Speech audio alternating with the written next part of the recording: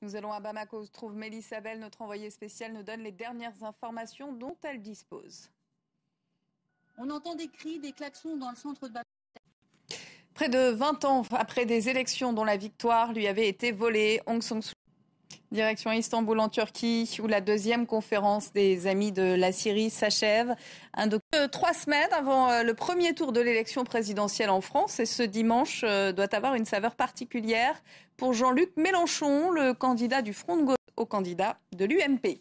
Un autre sondage révèle que 32% des Français seraient tentés de s'abstenir lors du premier tour. Pourquoi ? Et avec quelles conséquences ? Regardez. Merci de votre attention. Prochain journal dans 20 minutes sur France 24. Restez avec nous, à tout à l'heure. Ce sont nos titres, bienvenue et merci de choisir le journal de France 24. La situation est toujours ultra tendue dans le nord du Mali. Des rebelles Touaregs sont entrés dans des États d'Afrique de l'Ouest. Le chef de la junte a accepté de rétablir la Constitution dès ce dimanche. Nous allons à Bamako où se trouve Mélissa Abel, notre envoyée spéciale, nous donne les dernières informations dont elle dispose. Près de 20 ans après des élections dont la victoire lui avait été volée, Aung San Suu Kyi a été 3 semaines avant le premier tour de l'élection présidentielle en France. Et ce dimanche doit avoir une saveur particulière pour Jean-Luc Mélenchon, le candidat du toujours face au candidat de l'UMP. Un autre sondage révèle que 32% des Français seraient tentés de s'abstenir lors du premier tour. Pourquoi ? Et avec quelles conséquences ? Regardez. De France 24, le Mali à la une avec une situation qui est toujours ultra tendue dans le nord du pays. Des rebelles Touaregs. Le chef de la junte a accepté de rétablir la Constitution dès ce dimanche. La réaction à cette déclaration de Gilles Olakounia-Yabi, directeur d'International Crisis Group. Bonjour. Près de 20 ans après des élections dont la victoire lui avait été volée, Aung San Suu Kyi a été élu aujourd'hui député dans sa circonscription où elle se...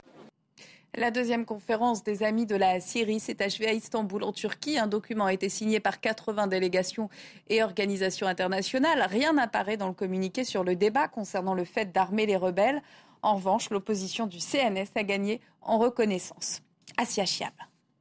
Voilà pour ces annonces aujourd'hui. Fin de cette édition. Prochain journal dans 20 minutes. Merci de votre attention. Ce sont nos titres, bienvenue et merci de choisir le journal de France 24. La situation est toujours ultra tendue. Garnison de Gao tombée hier aux mains des combattants islamistes. Sous la pression des États d'Afrique de l'Ouest, le chef de la junte a accepté de rétablir la Constitution dès ce dimanche. Une période de transition commence donc au Mali. En ligne avec nous de Bamako, Mélissa. Informations donc sur ces tractations pour une transition au Mali. On apprend à l'instant que dans le nord du pays, Tombouctou serait aux mains d'un groupe rebelle. C'est ce groupe rebelle qui l'annonce d'après l'agence France Presse. Plus de précisions dans notre prochaine édition. Près de 20 ans après des élections dont la victoire lui avait été volée, Aung San Suu Kyi la deuxième conférence des Amis de la Syrie s'est achevée à Istanbul en Turquie. Un document a été signé par 80 délégations et organisations internationales. Rien n'apparaît dans le communiqué sur le débat concernant le fait d'armer les rebelles. En revanche, l'opposition du CNS a gagné en reconnaissance. Assia Chiab.